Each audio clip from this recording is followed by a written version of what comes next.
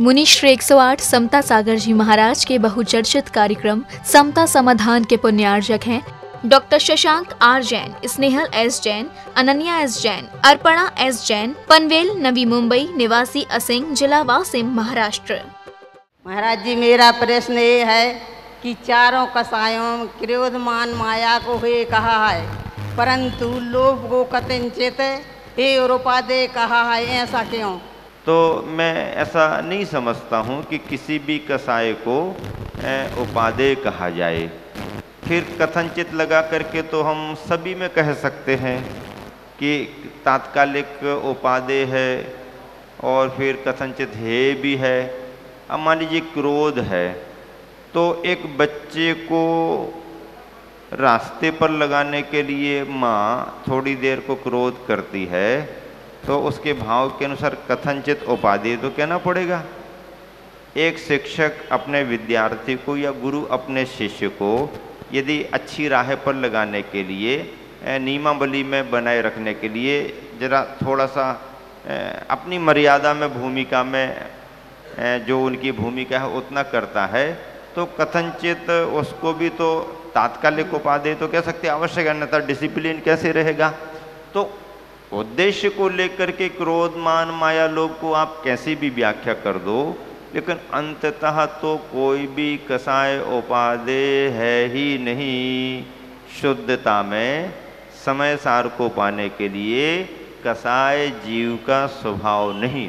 मान लीजिए कहीं किसी विद्वान ने या कोई ग्रंथ में व्याख्या आ गई कि लोभ कथनचित उपादेय है, तो धर्म का लाभ लेने का लोभ हो तो बहुत अच्छा है। पैसा कमाने का लोभ होता है तो दान देने का भी लोभ होने लगता है। तलाश करता है कहाँ मौका मिलेगा कि हम अच्छा सहयोग कर दें, कहाँ मौका मिलेगा कि हम दान कर दें, तो ऐसा लोभ आने लगा। खाने का भाव लोभ में आता है तो दूसरे को अच्छा अच्छा खिलाने का, सेवा आतिथ्य करने का भी भाव ज़्यादा होने लगता है, तो वो भी है। तो इस मायने में तो उपादेय भी हो जाएगा। तो इस तरह से कथनचित है और उपादेय की व्याख्या उद्देश्य को लेकर के हो सकती है। बाकी कसाय का भाव तो सर्वथा है ही है। संयम में मन से, वचन से, काय से, तो वचन और काय से तो संयम कर लेते हैं, पर मन का संयम कैसे कर? देखिए, अनियंत्रित असंयत वचनों का नहीं बोलना, अपने आप में संयमित वचनों का बोलना वचन संयम माना जाता है, जिसे अपन भाषा समिति कहते हैं। वचनों पर नियंत्रण रखना वचन संयम है। शरीर के माध्यम से कोई हिंसा ना हो, शरीर के माध्यम से कोई समझ लीजिए कि अमर्यादा ना हो, शरीर के माध्यम से कोई असंयम ना हो, किसी को दुख कष्ट ना हो, तो ये कायिक संयम माना जाता है। इतना भी पालन कर लेते हैं। मन से कैसे संयम पालते होंगे? तो मन में जो हम वचन के द्वारा और काय के द्वारा कर रहे हैं, उन कार्यों के प्रति मन में विशुद्ध परिणाम बने, और वचन और काय के द्वारा किए जाने वाले कार्यों की मन से अनुमोदना करें, मन में भाव ना करें, तो मन में भाई जाने वाली संयम की भावनाएं, ये मन का संयम मानी जाती हैं। और ऐसे संयम की भावनाएं 5 व्रतों की, 12 व्रतों की जो भावनाएं हैं, मन में जो भाव आते हैं, वो मानसिक संयम माना जाता है। महाराज जी के हम जैसे लोग ज़्यादा स्वास्थ्य पढ़े नहीं हैं, लेकिन हम लोग तो अपने मुनियों की भाषा को ही ब्रह्म वाक्य मानते हैं। तो वही हमारा ये है कि कोई भी धर्म या कोई भी धार्मिक क्रिया वचन से और काय से तो अच्छे से हो जाती है, कोई दिक्कत नहीं होती है, परंतु कभी मन लगाने में कभी कभी दूसरे लोग ऐसा व्यवधान पैदा करते हैं, उस वक्त हम लोग क्या करें? आप इसे ऐसा मान करके चलें कि अनुकूलता में तो फिर भी सभी तरह के धर्म साधे जा सकते हैं। प्रतिकूलता आने पर अपने मन को संभालना और अपनी क्रियाओं को बराबर करना, यही तो धर्मात्मा की सबसे बड़ी परीक्षा है। कर्म की विपरीतता में अपने आप को लगाए रखना ही साधक की सबसे बड़ी परीक्षा होती है। इसलिए वचन और काय के साथ में मन को विचलित नहीं होने देना, प्रतिकूलता आने पर भी ठीक है हमारा कोई अशुभ कर्म का निमित्त है, हमारे परिणाम तो अच्छे हैं लेकिन सामने वाले के भाव उतने नहीं बन पा रहे हैं, उतना बदलाव नहीं आ रहा, तो अपने मन को समझते हुए, अपने कर्मों को ही निमित्त बनाते हुए, सामने वाले पर बैर बुराई का भाव ना करते हुए, चलो भाई पुराना कोई कर्ज रहा होगा, इसने चुकाया, इसने कुछ ऐसा किया, ये चुक गया, अब हम इससे भी फ्री हो गए, और परिणामों में शांति रखना ही मानसिक संयम माना जाता है। महाराज जी, शिवर के शंभुनाथ मंदिर के शिखर पर और मंदिर के परिसर में पिछले माह में केसर की वर्षा हो गई थी, और उसके पहले भी 2-3 बार हो गई। यह केसर की वर्षा मंदिर या परिसर में होना यह क्या है, और तो यह परिणाम काय का है? जब भी कोई विशेष भावना या कोई संदर्भ घटित होने की बात आती है, उसमें उसकी व्याख्या उस समय घटित होने वाले प्रसंग पर आधारित रहती है। वहाँ का तथ्य और सच्चाई वहाँ की समाज को ही मालूम होती है, क्योंकि हम साधु जन तो हर जगह जाते नहीं हैं। मान लीजिए आपने कहा कि हमारे मंदिर में शंभुनाथ मंदिर बना हुआ है शिवर में, और शंभुनाथ मंदिर की सबसे बड़ी विशेषता तो ये है कि ऐसे महाराष्ट्र जैसे प्रांत में जहाँ पर मतलब बहुत दुर्लभताएं होती हैं एकदम शुद्ध मंदिर बनने के लिए, तो ऐसे एकदम शुद्ध मंदिर बना हुआ है, वीतरागता का मंदिर है। जगह परिसर बहुत बड़ा नहीं है क्षेत्र जैसा, लेकिन जितनी जगह में बना बहुत ही आनंददायी स्थान है। शंभुनाथ भगवान की प्रतिमा है, और गुरुवर आचार्य जी के आशीर्वाद से पंचकल्याणक भी हुआ है। अब वहाँ पर यदि मान लीजिए कभी कोई केसर वृष्टि का संदर्भ बना हो, उन्होंने बहुत व्हाट्सएप पर फोटो निकाल करके सभी को भेजाई हैं, बताई हैं, और लोगों से जिज्ञासा में पूछा है कि इसे हम क्या कहें, और इनका कहना है कि सामान्य कलर में और केसर के कलर में बहुत फर्क होता है।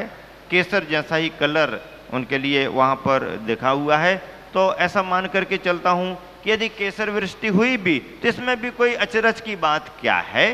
क्षेत्रों पर, मंदिरों में भावनाओं के हिसाब से देवों के द्वारा हो सकती है, लेकिन सभी जगह केसर वृष्टि ही होती है। ऐसे तथ्यों को सभी लोग एकदम जल्दी नहीं मान पाते हैं, क्योंकि आजकल थोड़ा सा तर्क वितर्क का जमाना भी बहुत है।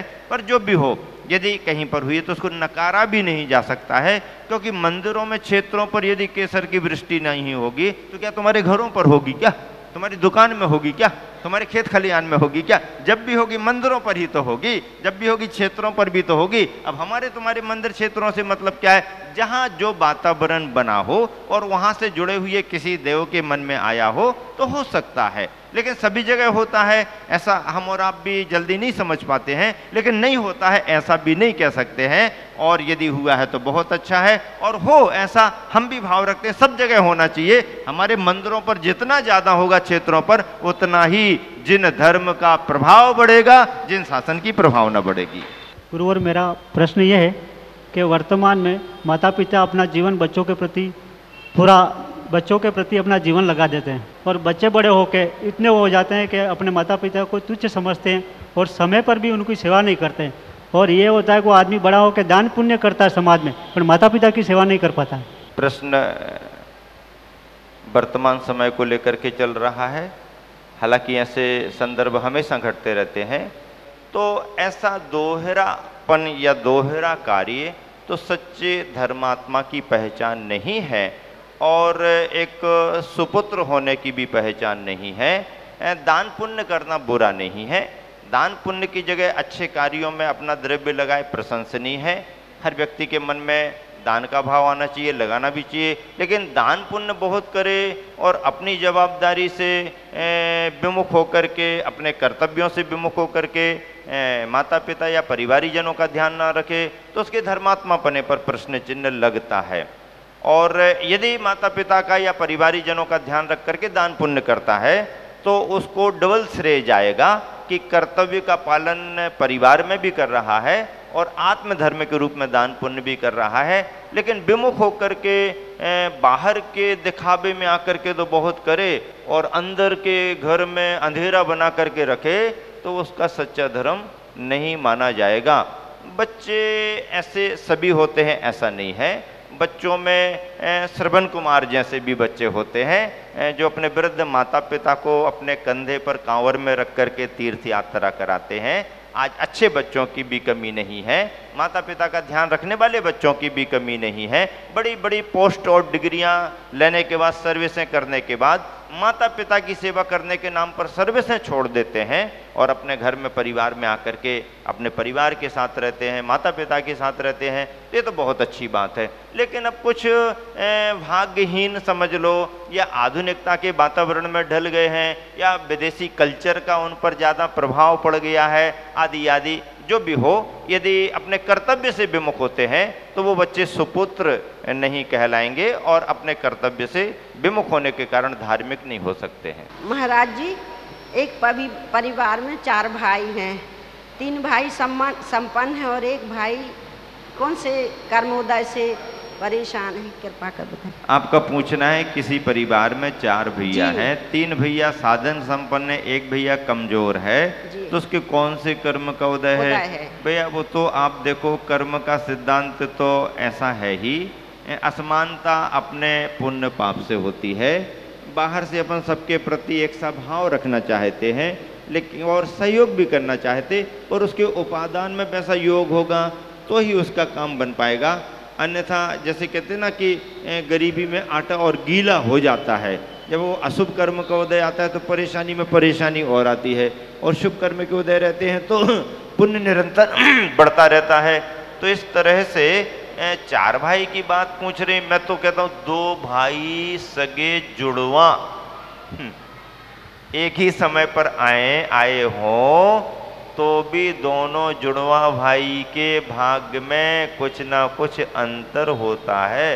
हो सकता है उसमें से कोई एक भाई अपने पुण्य से राजा बन जाए, हो सकता है उसमें से वो एक भाई अपने अशुभ कर्म की वजह से दर दर की ठोकरें खाने लगे। अब साथ में आए, साथ में जन्म लिया, जुड़वा हैं, फिर अलग अलग कैसे भाग हो गया? ये तो जीव की स्वतंत्र सत्ता है, उसके परिणामों से बंधे हुए कर्म उसे फल देते हैं। लेकिन कभी कभी ऐसा लगता है ऐसी असमानता ना हो तो अच्छा है। जब 3 एक जैसे हैं, तीनों को साधन संपन्नता है, तो चौथे को भी साधन संपन्नता हो। ये हमारा धर्म का भाव, ये हमारा करुणा का भाव, ये हमारा स्नेह का भाव। उनका क्या होगा उनका कर्म जानेगा, पर हमने ऐसा परिणाम किया है तो हमारे लिए भी उस परिणाम भाव से पुण्य का बंध होगा, और ऐसे भाव से हो सकता है उसका कर्म टल जाए, अच्छे दिन आ जाए। अच्छे दिन सभी को आना चाहिए, ऐसा हमारा आशीर्वाद। जैन परंपरा में देवी देवताओं की पूजा अर्चा का क्या विधान है? यदि कोई पिंचीधारी महाराज या माता जी ऐसे पूजा विधान को प्रेरित करे तो हमें क्या करना चाहिए? समाधान करें। गृहस्थ की अपनी एक भूमिका होती है, वह पिच्छीधारियों के प्रति सम्मान का भाव रखता है, क्योंकि पिच्छीधारी समाज में आदर्श माने जाते हैं, श्रेष्ठ होते हैं, गुरु होते हैं। तो गृहस्थ विनय का भाव रखता है, और ये अपेक्षा भी रखता है कि ऐसे गुरुओं से, ऐसे पिच्छीधारियों से हमारे को अच्छा ज्ञान मिले, ताकि हम भी अपने मतलब धर्म के मार्ग में अच्छे से लगें। मन में ये शंका, जिज्ञासा प्रश्न है कि जैन परंपरा में देवी देवताओं का क्या स्थान है, उनकी पूजा आराधना होनी चाहिए कि नहीं? देखो भाई, ये प्रश्न बहुत आवश्यक, ज्वलंत भी है और स्पष्ट भी है। जैन परंपरा वीतरागता की पोषक है। ये एक सर्व शाश्वत सूत्र है कि जैन परंपरा वीतरागता की पोषक है। वस्त्राभूषण जुड़ने के कारण हमने तीर्थंकरों के नाम और उनकी मुद्राओं की भी प्रतिमाओं को ये मान करके नकार दिया कि नहीं, भले आदिनाथ नाम है और ध्यानस्थ मुद्रा है, लेकिन वस्त्र आभूषण से सजी हुई है, ये दिगंबर जैन परंपरा के योग्य नहीं। दिगंबर जैन परंपरा, श्वेतांबर जैन परंपरा ये इसलिए आए कि सग्रंथ और निर्ग्रंथता का अंतर खत्म होने लगा था, तब कहीं जाकर के हमने इस बात को नकार दिया और दिगंबर परंपरा के तत्व में दिगंबर प्रतिमाओं को महत्व दिया। जब दिगंबर प्रतिमाओं की वीतरागता ही हमारा मुख्य तत्व है, जैन परंपरा का मुक्ति का मार्ग ही वीतरागता से जुड़ा है, और पंच परमेष्टि का स्वरूप ही निर्ग्रंथ और वीतरागतामय है, तो फिर हम उसके नीचे और फिर उसके नीचे चौथे गुण स्थान में रहने वाले देवी देवताओं को क्या करें? पूजा आराधना तो संभव नहीं, आरती अष्टक तो संभव नहीं, फिर उनको हटा दें, उनका निषेध करें, उनका अपमान कर दें? नहीं, अपमान करने का हमारा धर्म नहीं है, निषेध करने का हमारा धर्म नहीं है। उनका अपना स्थान है, भगवान के चरणों में उनका स्थान है, भगवान की वेदी पर उनका स्थान नहीं है।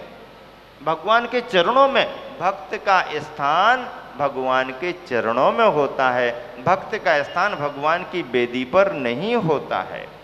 भक्त ने भगवान की कितनी ही सेवा की हो, भक्त ने भगवान के लिए कितना भी क्यों न प्रभावनामय का कार्य किया हो, लेकिन भक्त भगवान के चरणों में ही रहेगा, भगवान की वेदी पर नहीं। फिर यदि शासन देवी देवताओं की बात करो तो ये द्वारपाल होते हैं, द्वारपाल का स्थान द्वार पर होता है, न कि मंदिर के अंदर होता है। द्वार दरवाजे पर द्वारपाल की तरह उनकी भूमिका हो सकती है, मंदिर के अंदर मूल स्थानों में उनकी कोई भूमिका नहीं है। भगवान की पूजा करते हैं तो उनके प्रति क्या करें?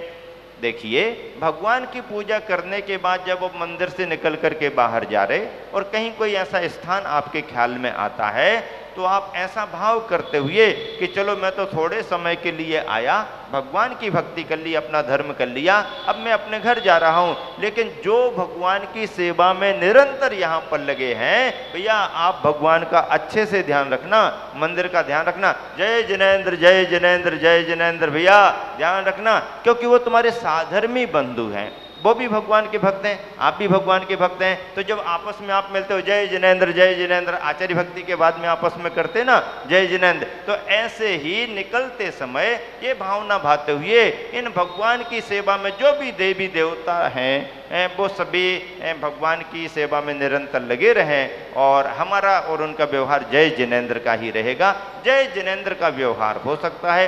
प्रतिष्ठा विधानों के समय में यथोचित आवश्यक सम्मान उनको देना है, आमंत्रित करना है, तो प्रतिष्ठाचारी के नेतृत्व में उनकी भूमिका में मुख्य जजमान और प्रतिष्ठाचार्य मिल करके या सौधर्मिंद्र मिल करके और उनको भेंट दे देता है, भेंट समर्पयामी कह देता है। उदक चंदन तंदुल कहकर के कोई अर्घ नहीं चढ़ाता है, मोक्ष फल प्राप्त है कहकर के फल नहीं चढ़ाता है श्रीफल, लेकिन भेंट समर्पयामी, आपके लिए हम सादर भेंट अर्पित करते हैं ताकि आप हमारे कार्यक्रम में सम्मिलित होकर के कार्यक्रम की प्रभावना बढ़ाएं, स्वयं धर्म का लाभ लें और आने वाले विघ्न व्यवधानों को दूर करें। इतना करने में कोई दोष नहीं है, बल्कि धर्म की प्रभावना ही होगी। पूजा आरती अष्टक तो भगवान का ही होगा। सग्रंथ की पूजा का निर्ग्रंथ मुक्ति के मार्ग में कोई स्थान नहीं है। मुनिश्री 108 समता सागर जी महाराज के बहुचर्चित कार्यक्रम समता समाधान के पुण्यार्जक थे doctor Shashank R Jain, Snehal S Jain, Ananya S Jain, Arpana S Jain, Panvel Navi Mumbai निवासी, असिंग, जिला वासिम, महाराष्ट्र।